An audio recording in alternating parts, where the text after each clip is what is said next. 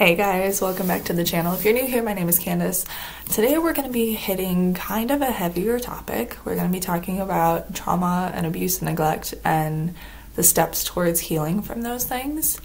Of course, before I start any video, we're going to pray for it because we need Jesus in this video to make sure I say the things I need to say and that you guys receive what you need to receive, okay? God, thank you for giving me all of the help that you did in my own healing journey. Thank you for bringing people to this video who can benefit from it, God, who can be blessed through my testimony of what happened to me and how I healed from it and how you healed me from it. I pray that you would bring anyone to this video who will resonate with some part of this and who will be blessed through it. And if they're hearing my voice right now and they've never heard me on one of these videos before, that they know that you put this video across their paths. It wasn't me, it was you. And I pray that you would bless them and help every single person who's gone through any abuse or trauma or neglect and put them on the path to healing and get them to work through all the things that they need to work through till they're at the point where I'm at, God, where it's just peace. It's beautiful peace and joy. I ask these things in Jesus Christ's name. Okay, so I want to preface this video by stating that, trauma, abuse, neglect, they come in so many different forms, so many different shapes. And of course, I'm not going to be talking about every single form and every single shape today, but I want you to know that I feel you. Like, if you've gone through any sort of trauma, abuse, or neglect, I understand where you're coming from. I feel you. I know what it's like to go through those things. I know how much pain can be there. I know how difficult it can be, especially when you're first starting on your path to healing from it and going through all of the healing. It's a journey, guys. It's a journey, and the best way to take it is with God, because he's the only one who knows how to get you through it properly and to get you through it to where you're actually fully healed from everything on the other side. I don't want to minimize anybody's hurt or feelings or anything that anybody has gone through. So I want you to just listen to this with an open mind and an open heart and just take what resonates with you, okay? Some of the things I say might not resonate with you at all, and that's okay, because all of our journeys are different. Everything that people have gone through is different, but I know that there are going to be some people who are going to resonate with some of the things in my video, because there are people out there who've gone through these things.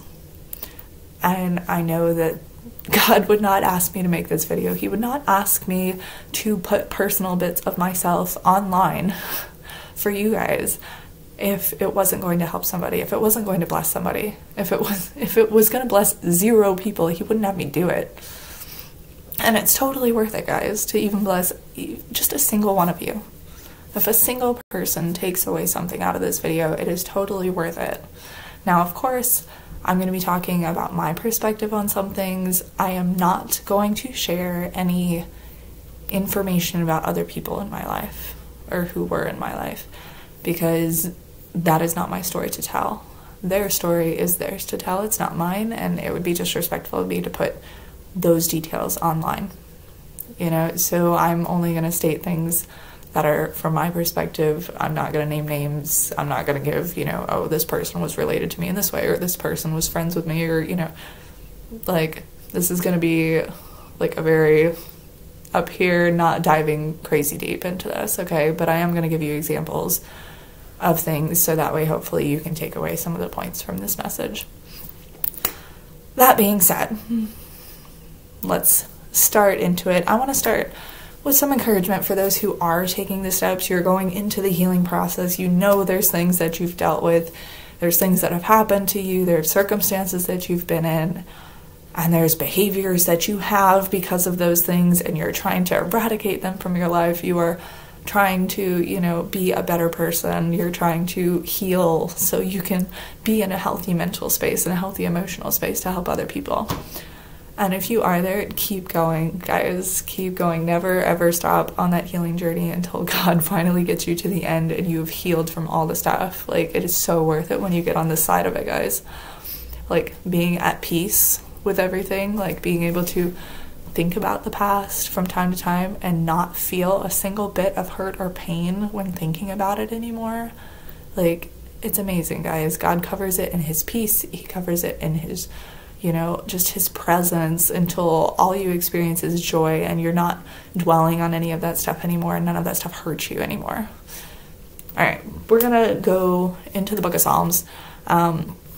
If you are going through any sort of trouble of any sort of kind, I would encourage you to read the book of Psalms. Like, David is the one who wrote the book of Psalms, or at least the majority of it, and he went through a lot, guys. Like, persecutions, people wanting to kill him. Like, he went through all of the emotions of, like, God, where are you?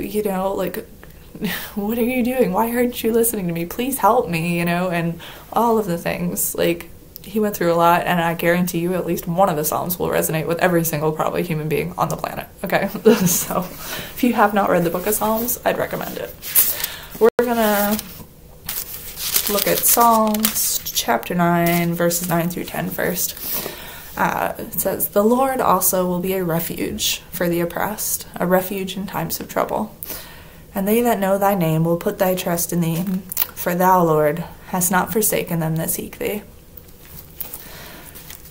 And that's the thing, God is a place of refuge. Like, anytime anything bad is happening, anytime somebody is doing something that's not kind to you, anytime you're going through tough situations, like, God is there. He is there always. He has been there at your worst moments, and he will be there at your best. He is there every second of every single day. And, like, my story of abuse and trauma and stuff like that, all of this for me happened from the time I was born up until the time I was about 11 years old. So all of the things that happened to me, all of the things that I went through, were in my formative years, okay? And when I was really young, I didn't know that, anytime something bad is happening, you can talk to God. I didn't really know that, I could lean on him. I didn't really know these things. I was young. I was a kid, I was going through all of these things and taking them as they came at me, one thing at a time, But I think it's different for those of us who went through it as a kid, as opposed to somebody who kind of had a normal childhood and then had trauma and abuse. I think I'm not minimizing either one, guys. I'm just saying that for those who at least had the normal childhood first, like, your views and your foundation was already there.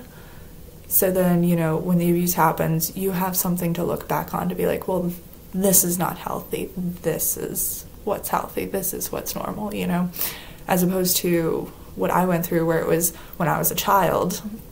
Like, all of my foundational things, everything I learned was based on unhealthy behaviors. So I didn't have, like, anything to look back to. I didn't have other people to look at to be like, oh, well, that's what's supposed to be happening. So I just assumed that everything was happening, that everything that was, all the circumstances in my life were normal, guys. I didn't know that these things were different.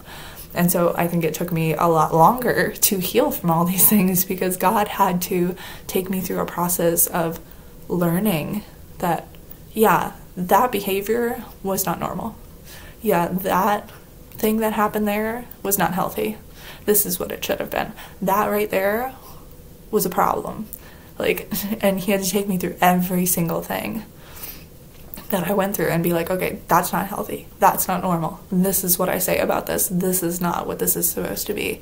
And so I had to, like, unlearn everything that I had learned and then relearn everything God's way. And of course, when you're relearning things God's way, the answer is right here. And it took me a long time, guys. Like, by the time I was 11, let's put it this way, by the time I was 11, I was the mental and emotional equivalent of a jaded 45-year-old divorcee who was bitter at the entire world and pissed off at God. And I was only 11. Like, I was very, very unhealthy at that point in my life. like all of my mental, the way I thought about things, the way I felt about things, all of it was unhealthy because that is how I had learned to be. I had learned to approach things in an unhealthy way. And when trauma or abuse, neglect, these things happen, like it shapes who you are, it shapes how you view the world, it shapes how you interact with other people, it shapes the way you view God. Like, it shapes your relationship with God. It shapes, you know, your emotions, your mental thoughts on things. It shapes, you know, it puts you in this vulnerable place, where your emotions are shattered and hurt, and mentally you're trying to grapple with what's happening. You know, and this could be abuse when you're younger, abuse when you're old. You're trying to grapple with, well, why would this happen? Why is this happening to me? Why am I going through these things? Why is this so hard? You know, like, you grapple with all this stuff, and you're in a vulnerable state of being. And Satan does that on purpose, y'all. He makes sure the abuse happens. He makes sure the trauma happens. That way you're in a vulnerable state. Because when we are in vulnerable states, we're in a vulnerable emotional state or a vulnerable mental state, we are way more likely to believe Satan's lies.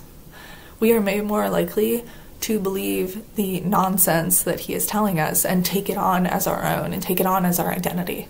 You know, when you're feeling like dirt and Satan says, nobody loves you, you believe it. Like, when you feel like dirt and you're really down there, you know, and Satan says things like, oh, all men are just jerks. Or things like, oh, well, you're not good enough, but you're too much at the same time. You know, like, you start believing these things and you take on these lies, and these lies become a part of your identity, okay? They become how you filter the things that you see in the world. So if you believe, like I did for a long time, I believed all men were useless. They were either one of two things in my mind. They were either super aggressive and overbearing and, you know, just jerks, or they were completely passive enablers and they were useless. That's what I believed for a very long time because I had not seen anything else. All the men that I had interacted with fell into one of those two categories in my brain, okay? So I believed that for a very long time. I believed that lie. It's how I filtered seeing people out and about. I automatically threw guys into one of those two categories, you know, like whether or not I even knew them. It was just, okay, yeah, that guy looks like a jerk. Or, oh, no, yeah, he's passive. He wouldn't hold up under pressure, you know, like, and it filtered. It just made me see men in a very unhealthy way because most men are not abusers. Most men, I would argue, are not passive, you know, and like just useless and not contributing to the world, you know. I'd say a good portion of men are good guys. A good portion of men are healthy, especially if they have a relationship with God. If they are godly men, then they are going to be cultivating healthy behaviors. They are going to have healthy behaviors towards women. They're going to have healthy behaviors towards children. You know, they're going to be in a healthy mindset. But that kind of guy, the healthy mindset kind of guy, I didn't have any experience with. So I just assumed, you know, that all men were one of the other two. And that filtered, like I said, the way I saw people. And it shocked me beyond belief, okay? When I finally got experiences with men who were actually like genuine, nice human beings and like actually cared and like wouldn't put you in a hurtful situation or a harmful situation and actually like saw to your needs. Like when I at first actually saw guys doing this stuff and like being kind to the women around them and stuff like that, like I was like, oh, so they do exist. I thought they were just mythical unicorns that you only saw, you know, in books and movies and that they weren't around in real life. But God had to take me through showing me that, yes, good guys are out there, okay? Yes, you know, not all men are jerks. And it took me a long time for God to unlearn what I had learned and then take me through the truths of what a biblical man looks like. what a godly man looks like. Like, he had me read through the Bible and start looking, deep diving and looking at the men in the Bible to see what traits and what behaviors that God very much approves of and like wants to develop in men that are of his heart, and then traits that are not so good, you know, traits that, you know, Satan has tempted them to do things or do all this other stuff. But God had to teach me that for me to be able to really recognize it in the men around me. And even now, okay, like, if a man goes out of his way to do something nice for me, if a guy goes out of his way, like, to help me out in some sort of shape or form, like clearing off my car for me in a snowstorm and saying, hey, if you get stuck, call me and I'll come and get you. Or, you know, a guy going out of his way to walk me to my car to make sure I get there safe after a group outing. You know, like, those sorts of behaviors, they don't shock me as much anymore. But I am so super appreciative of them because it's such a rare thing. It was such a rare thing for me that it took me until I was like in my 20s, guys, to see this in men and like actually experience good experiences around men after God's heart, you know. It took a long time. But that's the thing, when we're dealing with the abuse and the trauma and stuff like that, we're pulling in those lies, we're believing those lies, and then God has to take those lies and, you know, be like, hey, identify the fact that yes, that's a lie you're believing, and then of course teach you what the truth is. But those lies then, you know, affect your behavior. So like, for a very long time, the lie that all men were super aggressive or super passive made me avoid men like the plague. Okay? Like, I didn't make eye contact with men. Like, I avoided men. If somebody had to talk to a man and I was there, I'd kind of, you know, be looking the other way. Like, my behavior was affected based on the lie that I believed.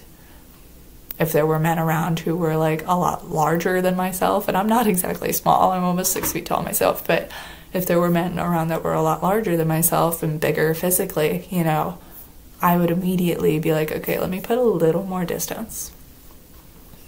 Because there were, God, how do I say this? Because of all the things and all the men that, and all the things that I had experienced when I was a kid and all the men that I had seen, God gave me a very fine-tuned radar, shall we say, to where, like, I could see a man across the room and immediately it's like, bing, bing, bing, stay away from that one, you know? And I don't even know the guy. But then 5-6 months later, I find out that that guy is abusing his wife and his children. Or, you know, talking to a man, you know, casual conversation. And I just feel like this, like, something's not right. Something's not right with this guy. There's something very wrong with this guy. He's doing something he's not supposed to, right? And then I find out later, oh, he's a compulsive liar who's cheating on his wife.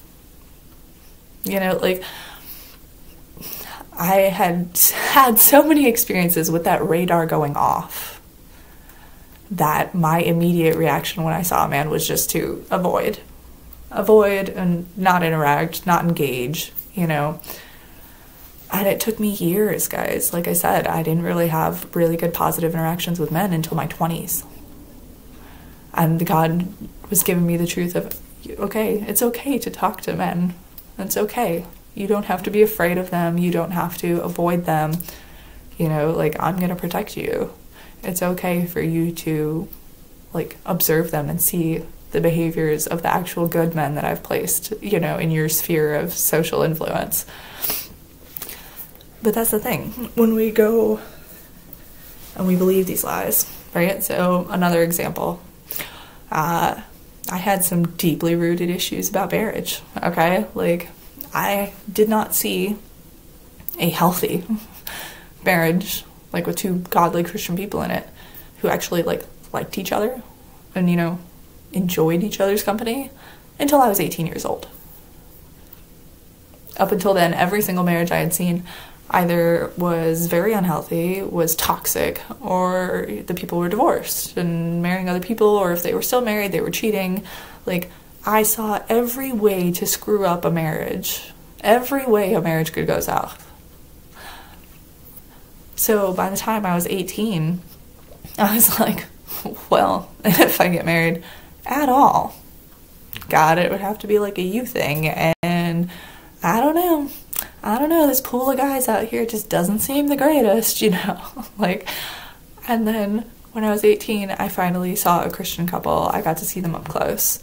An amazing couple who actually love and care about each other. And like, I was sitting there watching them and I'm like, this kind of marriage actually exists. So like, this is a real thing.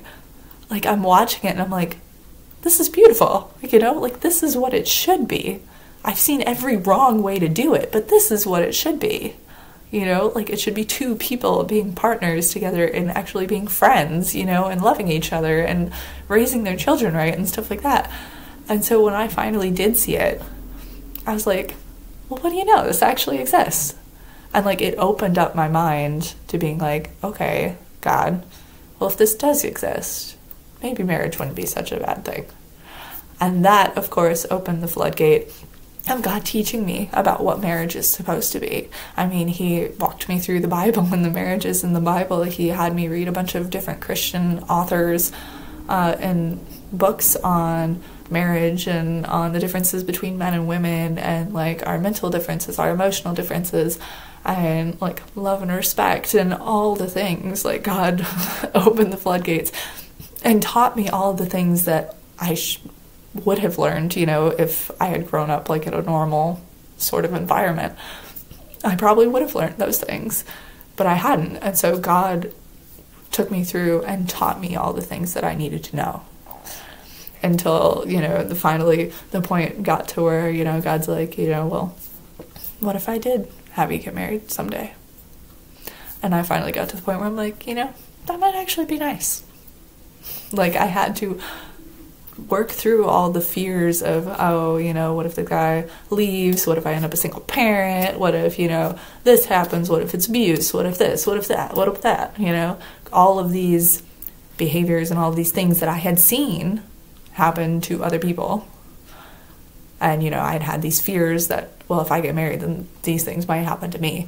Like, God had to work through me on all of those things and heal me from all those things and show me what the truth of what it actually looks like and what it would look like to have a godly marriage where both partners are fully immersed in God. Like, both partners have a deep relationship with God, and then they have that deep relationship with each other, but it's centered on God.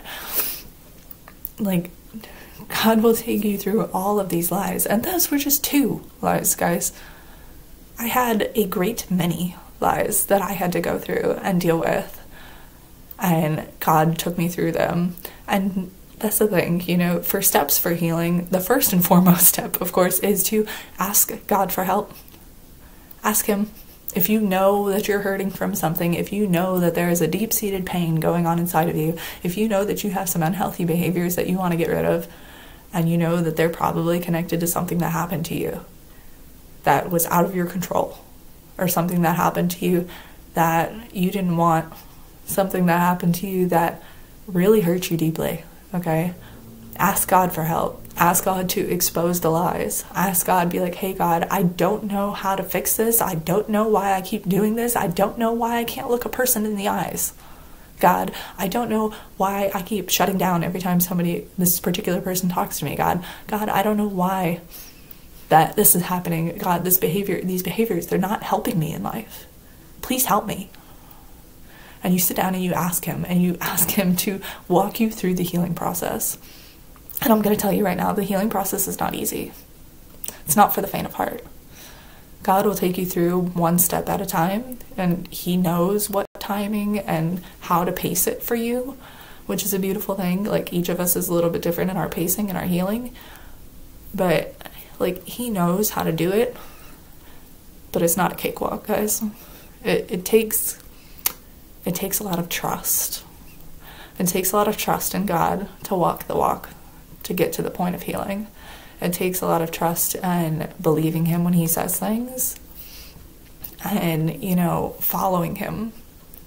So like, for for him to get rid of the lies that marriage is a horrible thing and that people are miserable in marriage and all this stuff, like, I had to be willing to read the Bible.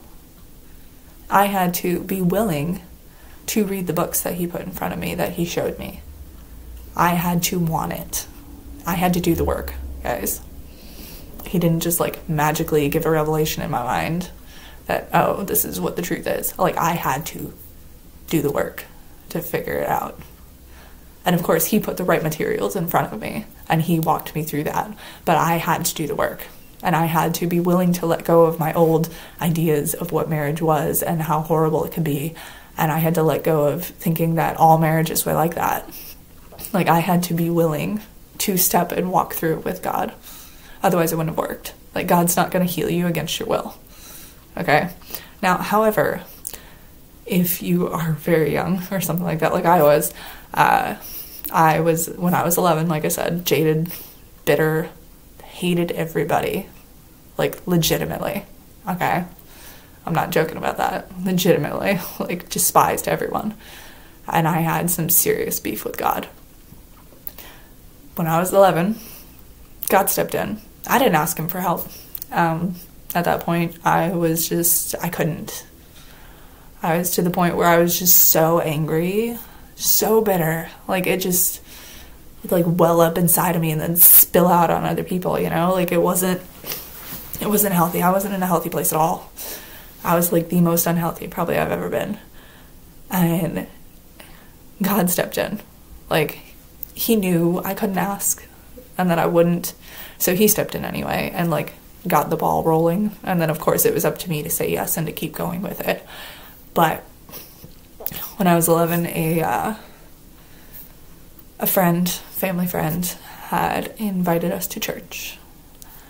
We hadn't gone in a while, years probably at that point, and I was not happy about having to go to church against my will. I was quite angry about it, of course, because I was angry at everything. And I had to go. I had no choice. I was a child, you know. So, sitting in this church, and, you know, of course, we're walking into this church. I'm thinking, oh, I bet all these guys are hypocrites. I bet that one's cheating on his wife. That one's probably abusing or neglecting his kids. Oh, you know, this one over there, you know, that woman's probably manipulating and cheating on her husband, or this person's probably doing that, you know. Like, I am thinking all these horrible thoughts. But that was just the way my brain, that's when you are consuming negative things, when you are in a negative environment all the time, your mind will take on negative thoughts and they will just live up there all the time. And that's where I was at. Okay, like, I was like, I bet you this place is a bunch of hypocrites, you know, blah blah blah. Sit down in the auditorium and the music started playing. And I begrudgingly myself was like, oh, well, I guess it's kind of a nice song, you know, it's not too bad. And as I'm sitting there, you know, just kind of listening to it, I feel the presence of God sit down in the empty seat next to me. Just like this bright light sitting there next to me. And I hear him say, you are going to be here for a while. Of course, my first reaction was, yeah, right. Nope. The plan is to be here for one service, to go home, and then to convince people that I will never go back there again.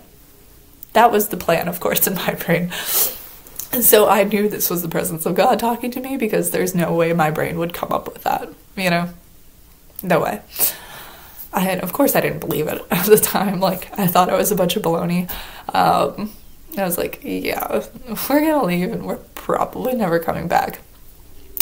Little did I know that God was not giving me something to argue with him about. He was simply informing me of a fact.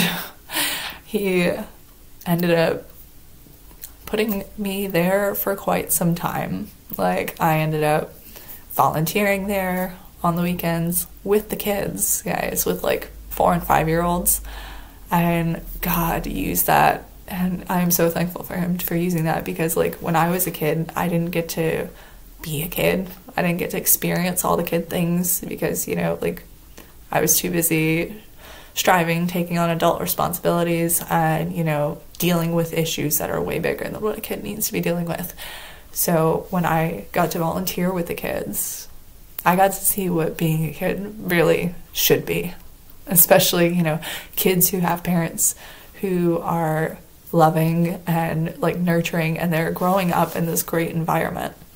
And so, like, you could see the difference, like, the difference between how they acted and how I acted at that age really struck me. And God used those kids to start healing me, to start teaching me the things that I should have learned when I was young, you know, how to socialize and go up to people and be like, hey, can I play with you? Or, hey, can I borrow that when you're all finished with it? You know, like, he used those kids to help start me on the healing process. And of course, I had to say yes. I had to keep coming back and volunteering each week. I could have just sat in the service, but, you know, I was like, service. So, like, God had me do the kids. And that's where he put me. And he put me there for 7 years with the kids, learning all the things that I needed to know about, you know, what a healthy childhood should really look like. And when I was done with that, I was like, oh, okay, it's been a while, God. I guess I'm done with this place. You know, went off, did college and stuff like that, and then God brought me back. He brought me back through a job to help pay through college. He brought me back, you know, to end up, like, in small groups and to end up in a Bible study. He brought me back, and I ended up working at that church for a while. Like, what a little while meant to God was about 17 years, thereabouts. Little did I know when I was 11 and he sat down next to me and told me that was going to be where I spent a lot of time for a good long while. But God helped me along the way. And each time, you know, he addressed another issue of mine. He brought up another thing that was painful for me, or another thing that I was afraid of, or another thing that, you know, that caused anxiety in me. He would bring them up and have me address them. So, like, I had severe social anxiety for a very long time. Like, I did not like going out in groups of people. I did not like stepping into a social situation that I did not know, where I did not know anybody. Like, the thing that horrified me the most was, like, walking into a situation where a bunch of other people know each other and I don't know anybody. Like, and of course God was like, well, I want you to join this group of people your own age. I want you to go. I want you to socialize. And I was like, maybe next month, you know. But God kept putting it in front of me over and over and over again.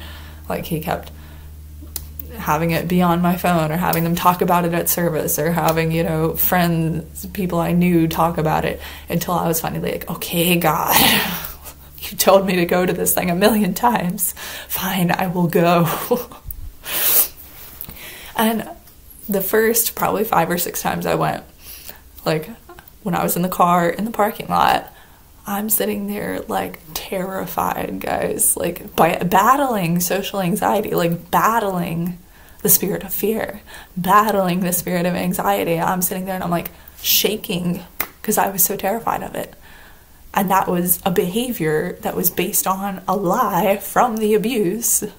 That was that people are horrible. You're to be wary of people. Don't trust people. Like, that was the lie, and I was battling that lie, trying to go in to learn the truth. And the first 6 or 7 times, 5, 6, 7 times, I shaked, you know, had my panic attack in the car. I went in, like, right at the last second, right before it was going to start, right? I went in, found a seat, sat by myself, watched the little servicey thing, you know, sang with when they did worship and all of that, and then, you know, I booked it out of there the moment it was done, so I didn't have to interact with people. Like, I did this, and God kept sending me back over and over and over again, right? And it took me a long time to realize that, oh, okay, I can walk in here and not be afraid. I can walk in here, and it's no big deal if I linger an extra second or two and say hello to somebody. You know, like, it's okay if I walk in here and talk to somebody. Like, God also had me get in a Bible study group at that exact same time. He's like, I am throwing you in the deep end here of socialization because it is time for you to learn what you need to learn. And I was like, okay. Like, I said yes. I could have said no. I could have been like, God, I am not going to touch this subject. This is something that's, you know, it bothers me, but I'm not going to deal with it. And I could have buried it under a rug and just left it there, right? Left it to fester and still cause me problems in my day-to-day life. But I didn't. Thankfully, I didn't. And I did what God asked me to do. He asked me to keep going back. He asked me to establish friendships with people. He asked me to eventually help lead a Bible study group. Eventually, you know, he asked me to get on here and do YouTube videos. And if you had told me, like when I was 11, that, oh yeah, you know, years and years from now, you are going to, you know, lead a Bible study group and you're going to talk about God online to other people, to an audience of people that you're not even going to know, but you're going to talk about God with boldness to other people, I would have laughed in your face. I totally would have. 1 second, y'all.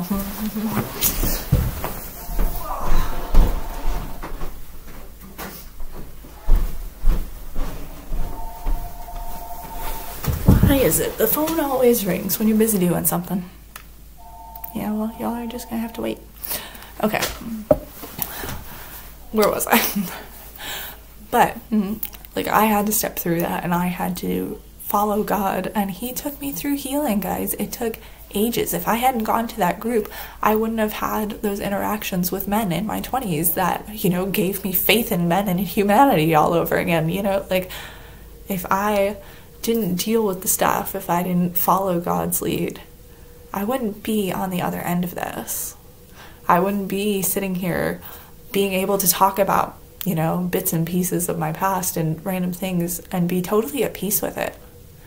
Like, I'm not bitter towards anyone anymore. I'm not angry about anything anymore. Like, I don't have that intense social anxiety anymore. Like, I don't believe all men are horrible anymore. Like, I believe the truth, God's truth. And that has taken my life and completely changed it from what it used to be. Now, you ask God for help, of course. And then when God will start exposing some lies in your life. He'll start exposing things that you believe that are wrong. He'll start exposing, you know, oh, you believe this about Ben, but it's wrong. Or, oh, you believe this about yourself, but it's wrong. You believe that you are too much or that you're not enough, and it's wrong. You know, like, God will show you, he will shine light on all of those lies, and he will expose them, right? And then he will lead you towards the truth. He will start teaching you what his truth is. He will start teaching you the reality of what he wants you to know, the reality of the situations that you went through. He will show you them through a whole nother lens. Like, when I was a part of that group, they talked about, you know, abuse and trauma one night. And I thought it was very interesting because the guy who was up there talking, he specifically had us do this exercise where he was like, okay, I want you to close your eyes and I want you to think about the moments when you were at your worst, the moments when you were terrified, the moments when you felt horrible, the moments when you were wondering where God was. He's like, I want you to think about those moments. And then I want you to pray and ask God to show you where he was in those moments. And that was profound. Like, God, in that moment, that was a moment of healing for me. God showed me that he was right next to me in every single thing I went through. He was there. I didn't know it at the time. I didn't realize it at the time. But he was there. And he was hurting with me. Like, he cried when I cried. He was angry on my behalf when things happened, you know, like, he was there the whole time. And if you haven't ever had that experience or haven't ever asked God where he was in those moments, do it. Like, it's profound, guys. He'll show you. He'll show you everything you ask. If you ask where he was, if you ask, you know, what he was doing in this particular moment, how could he stand by and watch this happen to you, you know? You'll be amazed at what he shows you. And so he exposes the lies. He gives you the truth. And then, of course, you have to make a decision whether you're going to believe the truth or whether you are going to continue believing the lies. And this is where, our free will comes into play. God can take us so far, and he can help us get so far, but if we do not say yes to him, then his hands are kind of tied, and he will wait until we finally do say yes to him. So, if there's 20, 30 issues that you have, he'll wait till you say yes to heal you from each and every single one. If you stop at number 15, and you say, no, I'm not touching that one, I'm not healing that one, no, I'm not even going to think about one, that one's horrible, absolutely not, then he'll stop, then he'll wait for you. But that issue is going to keep coming up. That issue is going to drive you insane until you finally handle it, and until you let God take the reins and let him heal you from it. It will drive you bananas. I know, because I've been there. I've done that. But as you say yes to him, and as you keep going through it, he will take you through things, and he will have you forgive the people who hurt you. He'll have you forgive him. You'll get to a point where you'll have to forgive him because you feel like you have this bitterness in your heart towards him because, oh God, you weren't there, or oh God, you let this happen, and you'll forgive God. You'll forgive the people who hurt you because you'll realize, that they have to be hurting deep inside to be able to do that to another person. And so you'll forgive them, even if you never say it to their face, even if you never forgive them to their face. Forgiving them in your heart and forgiving them in a conversation with God will heal you, okay? Because bitterness and hatred is like drinking poison and expecting the other person to die. It'll eat you up from the inside out, and it will kill you if you don't handle it. I had to do that. I had to forgive all the people involved. I had to forgive God. I had to forgive myself, guys, for not being enough, for not doing enough, for somehow not getting myself out of situations when I was a child and I couldn't even do so, even if I wanted to. You got to forgive everybody involved, everybody, and be at peace with that. And then God gives you the peace, okay? God gives you the peace. He gives you the grace to handle that. He gives you peace over all of it. You'll be able to put all of those issues to rest. And it's not like burying them and they pop back up in different ways. I'm talking actual rest, where they are no longer an issue. That deep social anxiety is no longer an issue for me. Believing lies about men is no longer an issue for me. Believing lies about marriage is no longer an issue for me. Thinking that I'm too much or not enough is no longer an issue for me. Those issues have all been put to rest. They have been healed. They have been fixed. God took it all, and he made it all, so it's all okay now. Everything's good. He gets you to a point where mentally and emotionally, you're just at peace, and you experience joy, and you're having the best time of your life because finally all of those issues are put to bed. All of those issues are gone. All those things don't pop up into your head all the time anymore, you don't even think about them really anymore. Heck, up until the other day when God prompted me to, think about all this stuff to do this video, I hadn't thought of my past in a long time. Because it's just not an issue for me anymore. I'm not dealing with any leftover behaviors from the lies, from the abuse. I'm not dealing with any of that anymore because it's all gone. Jesus took it away. God healed me of all of it. So it's not an issue for me anymore. And I just wanted to get on here. God was like, okay, well, you are now at this point. You're now at peace. You are now at joy. Time for you to share, to help somebody else. And that's why I got on here, guys. To help you, to encourage you, to hopefully resonate with you in some way, and to show you that, yes, you can get to the other side. I mean, good Lord, it took me, from 11 until 28, 29, before I finally was healed of all of it. I'm no longer in my 20s, guys, so... But it took, 17, 18 years for me to walk through all the healing, guys. It took a long time, okay? Like, because I had a lot of issues. A lot. Some of you might not have as many, so it might not take as long. And some of you might have had the abuse or the trauma later on in life, so, you know, you don't have to, like, relearn all the things because the things you already learned those, you know? Like, I had to unlearn and then relearn everything, so it took a long time. But there is a bright side to the end of it, and when you're going through the healing, there are going to be days that are beautiful, and there are going to be days that suck. I'm going to tell you that right now. There are going to be days when you're like, why, God? Why do you keep bringing this issue back up? Why does it keep bothering me? You know? And he'll walk you through it, as long as you say yes. He'll walk you through it, he'll heal you from it, and he will give you the peace and the joy and the beautifulness on the other side that is uncomparable to anything else, okay? It's amazing what he can do. I just want to share one more psalm with you guys. Psalms chapter 30, okay? And then we'll finish up because this is a long video, y'all. I will extol thee, O Lord, for thou hast lifted me up, and hast not made my foes to rejoice over me. O Lord my God, I cried unto you, and thou hast healed me. O Lord, thou hast brought up my soul from the grave. Thou hast kept me alive, that I should not go down to the pit. Sing unto the Lord, O you saints of his, and give thanks at the remembrance of his holiness.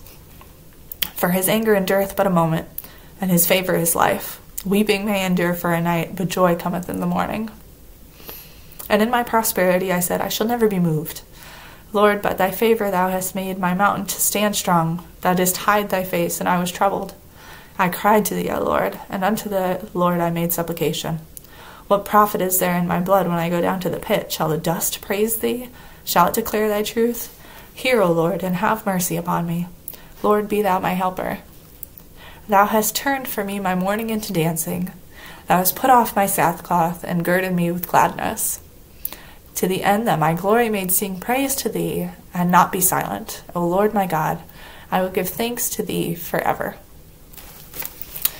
Like I said, if you haven't read the Psalms, they're really good.